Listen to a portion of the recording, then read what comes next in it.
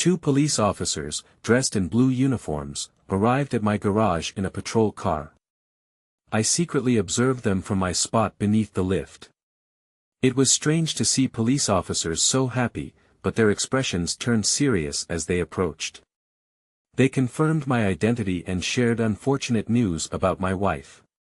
Something had happened at our house, and she was in the hospital. However, they couldn't provide details. Trying to leave immediately, they intercepted me, seeking explanations. They inquired about my whereabouts for the last 3 hours. I assured them that I had been there all day and suggested asking my two mechanics for confirmation. Apologetically, I mentioned that I had sneaked out for 10 minutes around 11 a.m. to get coffee for all of us. While one of the policemen chatted with Mike and Pete, another took note of the coffee shop I had visited. He then asked if I could show him my car. Without hesitation, I agreed, stating that my truck was outside. I led him to my truck, and he thoroughly inspected it before granting me permission to go to the hospital.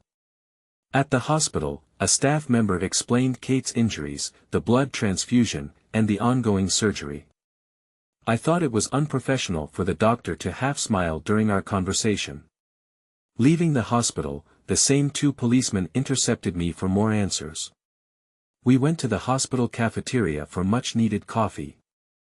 They inquired about my relationship with my wife. I explained that we met and got married relatively late, 8 years ago. Kate successfully worked as an attorney, wanting children but waiting until almost 40 to establish herself in her job. They asked why she was home on a weekday. I explained that Kate quit her job a month ago to rest before pregnancy, a kind of vacation before at least 10 years of domestic service.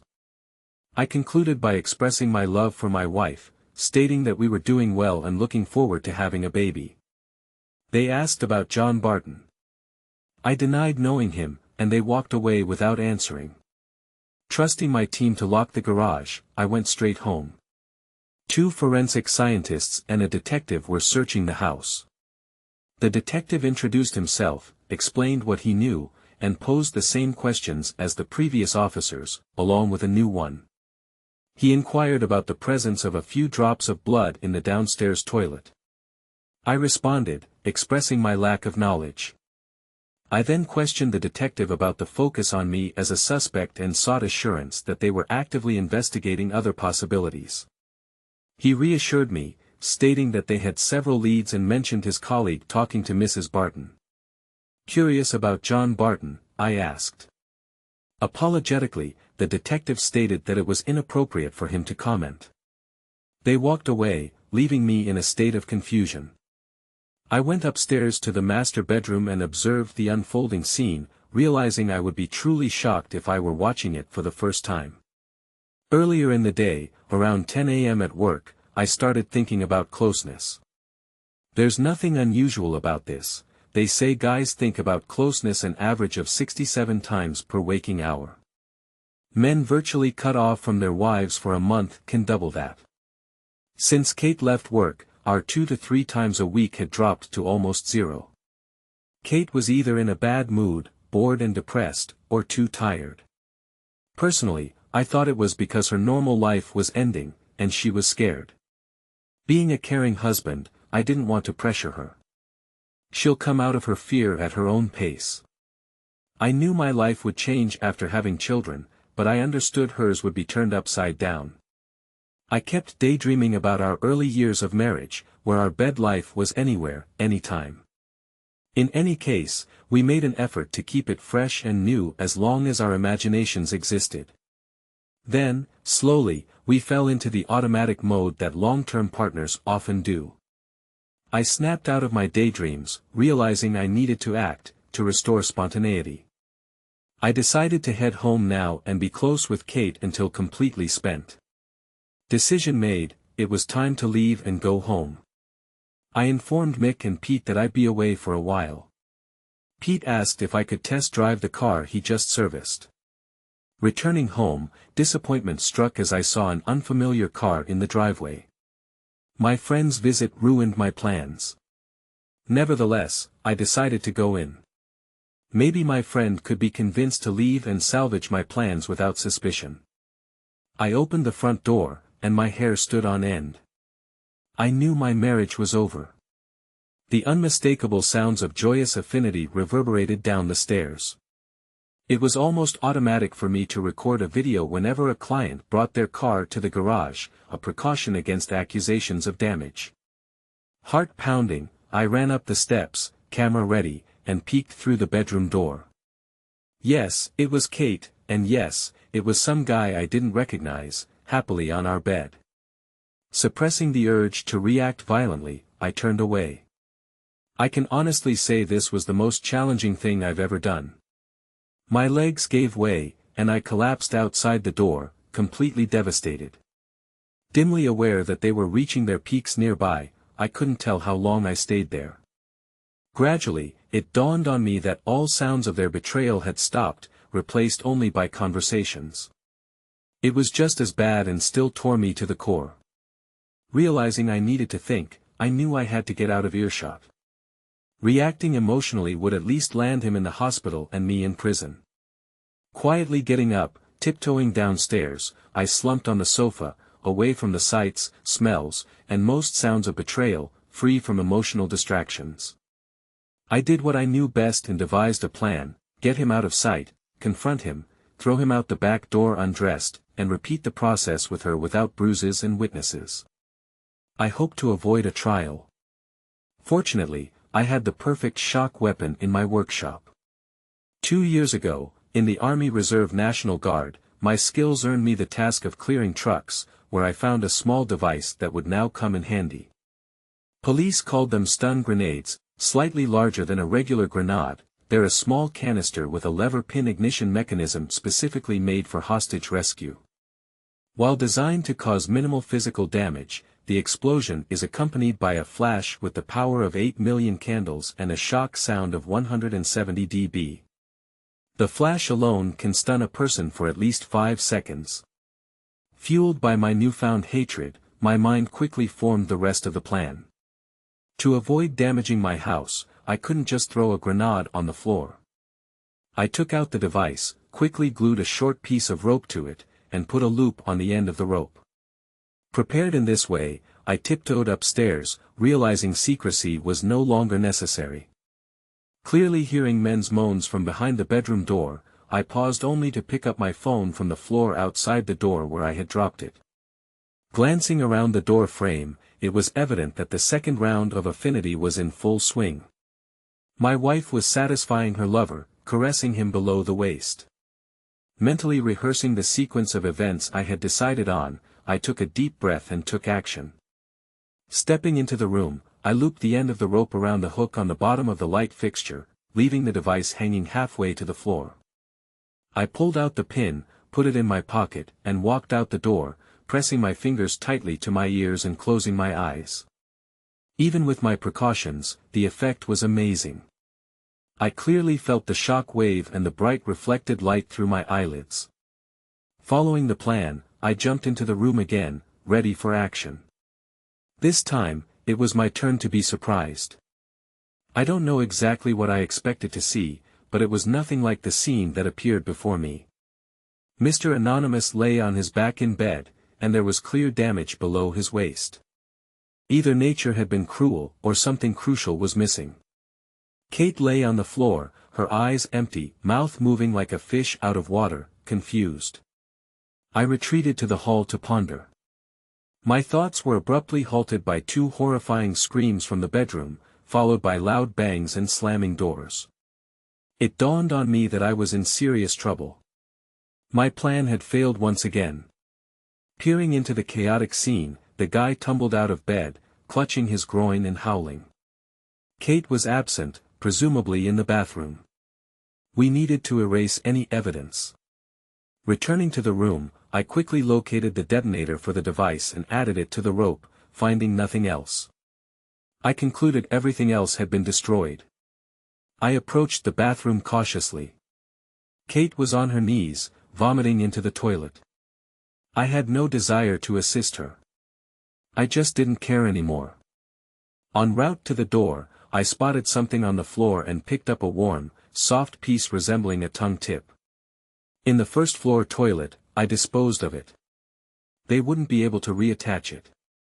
Trying not to make a sound, I sped down the street, thankful once again for our distance from neighboring houses. Halfway to the garage, I emptied my pockets into a roadside trash can. 10 minutes later, I was back in my small work garage. I called Pete and Mike, my dirty oil-stained employees and friends. They rushed to me, sensing my alarm. I asked them to vouch for me for the last 45 minutes, and they agreed almost simultaneously, saying, "Of course, boss." Before they could agree too quickly, I cautioned them that what I did was very serious, and once I explained, they might not be so hasty to answer. I expressed uncertainty about the charges I might face, acknowledging that it could lead to jail time. Before providing an explanation, I put on my old overalls and rubbed an oily rag on my face and hands, preparing for the impending police arrival, which I expected. The guys looked at me somewhat stunned as I briefly recounted recent events. Mike was the first to break, attempting to hold on for 15 seconds before bursting into laughter. This set off Pete, and soon we were all hooting uncontrollably. It took a full 5 minutes before we regained our composure. With handshakes and promises of support, they returned to their oily workspaces. Over the next hour, spontaneous laughter echoed from various dingy rooms. My wife Kate was about to face the consequences she deserved for avoiding my humble friends that evening. I cleaned up the master bedroom, washing the bathroom floor. I decided to discard the bedding and mentally noted to buy a new rug. Torn curtains also needed removal. Trying to stay busy to avoid thoughts, the constant phone calls and knocking on the door didn't help. Yes, the media was in a frenzy. The mix of infidelity and a man losing his manhood was a story made for them. I only opened the door once and quickly turned off the phone. Finally, with no distractions, I began to reflect. Did I regret what I did? Strangely, no. I despised cheaters and had seen many become unrecognizable when catching their partners. Oddly, even before lunch, I was confident my wife shared this passion. I was shocked to be so wrong. Moreover, Kate's motivation astonished me. She appeared as devoted to me as I was to her, and our bed life had been fantastic, well, until recently. After hours of inner turmoil, I could only find one clue. I can still recall the uneasy feeling I had 2 months ago when Kate said she was retiring to enjoy her last days of freedom. I thought she'd work until at least the 7th month of pregnancy. Something about her wanting one last celebration before having kids seemed strange. My personal cell phone interrupted my thoughts. Not many people knew this number. Caller ID showed Kate's parents' number. They lived about 3 hours away in the same state. I answered since I always got along well with them. After fewer pleasantries than usual, her mother got to the point. She asked me if I knew why journalists were besieging their house, mentioning that they would have to find out someday. She couldn't bring herself to go into detail. She then inquired if I had watched the local news that evening, maybe the main news, mentioning a story about a cheater who bit off her lover's dignity. I always liked her mom's colorful language and her views on life, but it didn't make our conversation easy. Yes, Mom, look, there's no easy way to say this, so I'll get straight to it. The woman's name is Kate. Luckily, my confusion was interrupted by a scream followed by a beep when I pressed the end call button on my phone.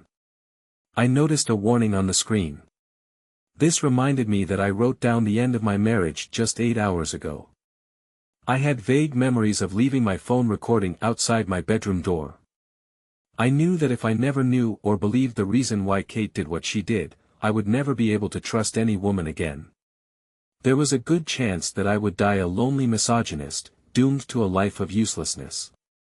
With desperate hope, I started playing the video. I already knew what it was showing. The pain was too fresh to relive the scene.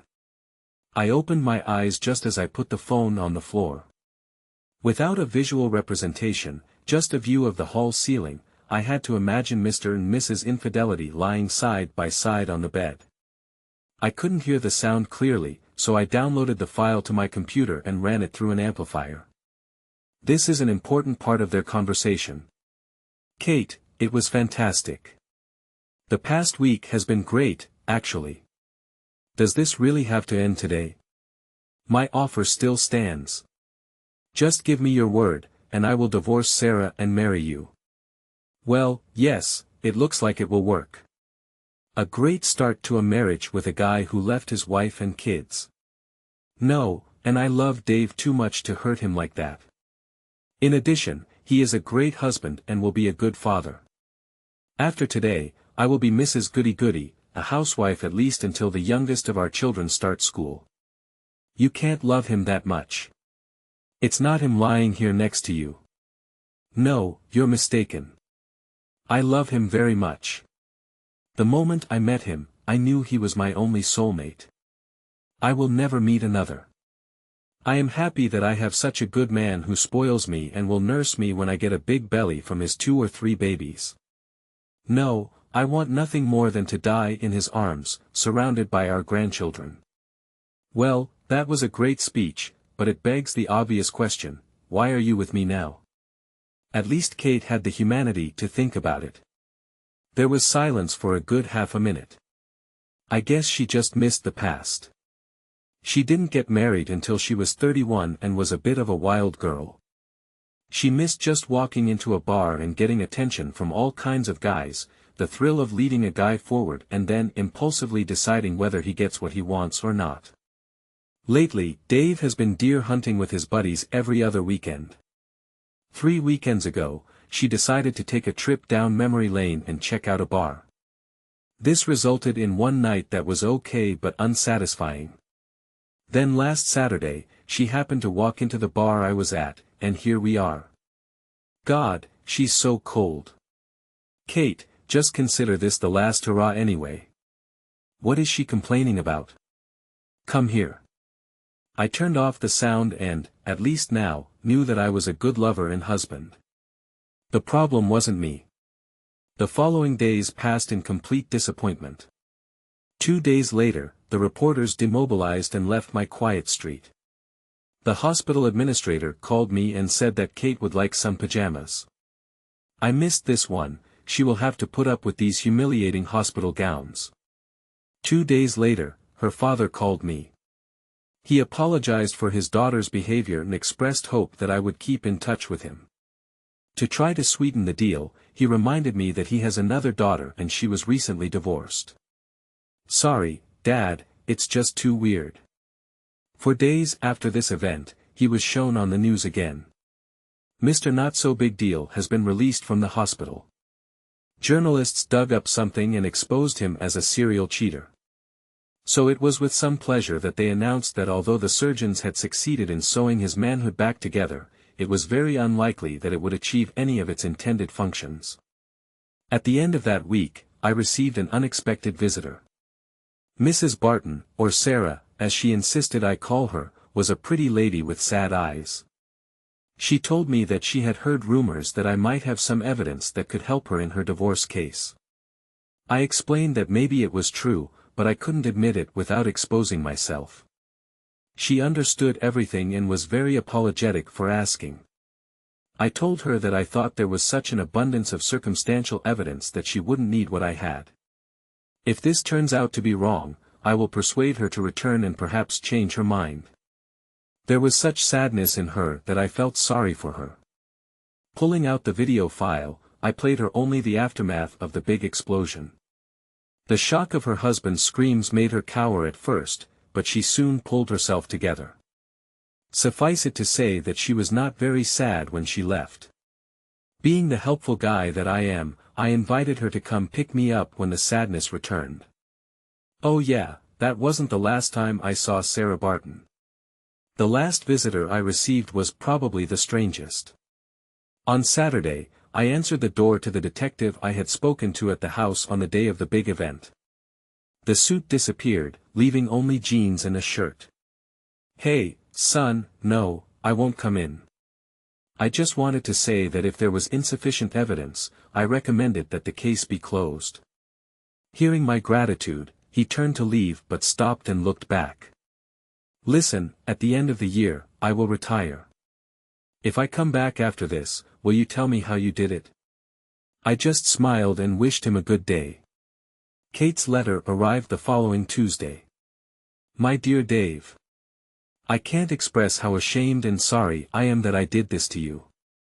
I understand perfectly why you couldn't bring yourself to visit me, and I forgive you unconditionally. I never thought about the full extent of the possible consequences of my actions. I, of course, did not imagine that my parents would actually disown me. I know that I have lost your love, trust, and respect forever, which hurts me more than I can describe. I will understand if you never want to talk to me again, but it may help your recovery if you allow me to explain why I did what I did. Just be sure that it's all my fault. Doctors say that I won't be able to speak normally for a long time, if at all. They think I swallowed the tip of my tongue when I bit it off. They tell me about some experimental stretching technique that can restore some function. I hope this works, and I can at least get back to my career as a distraction from the dull, loveless, childless future I'm currently facing. Ask anything you want in a divorce, and I will sign it. If you could find it in your heart to keep me on your health insurance for the near future, I would be forever grateful. Farewell, my love. I wish you nothing but happiness in the future. I hope I haven't completely ruined your life. Your Kate, aka your cheating wife. The letter touched me so much that I immediately reversed my previous decision and sent her pajamas to the hospital. Now, where are Mick and Pete's phone numbers? Do I owe them a beer keg?